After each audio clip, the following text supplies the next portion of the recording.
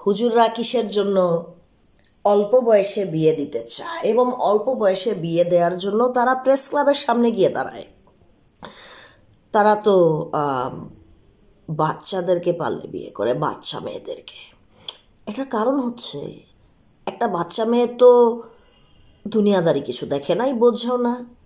অর্থাৎ তাকে গড়ে নেয়া, তার মানসিকতাকে হুজুরের অনুসারে গড়ে নেয়া এবং হুজুরের মতো করে তাকে বানিয়ে নেয়া অত্যন্ত সহজ একটা প্রাপ্তবয়স্ক মেয়েকে বিয়ে করার চাইতে। এটা একটা অন্যতম বড় কারণ হুজুররা ডমিনেট করার জন্য, কন্ট্রোল করার জন্য এবং মেয়ের জীবনে একমাত্র পুরুষ হওয়ার জন্য তারা বাচ্চাদেরকে টার্গেট করে বিয়ে করার জন্য। এবং মেয়েদেরকে কন্ট্রোল করার একটা অন্যতম বড় উপায় কি?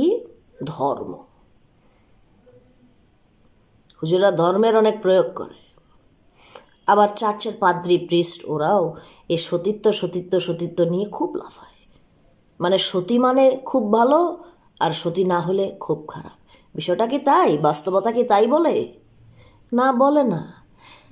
তো যাই হোক, আমার মেয়েদের উদ্দেশ্যে একটা মেসেজ।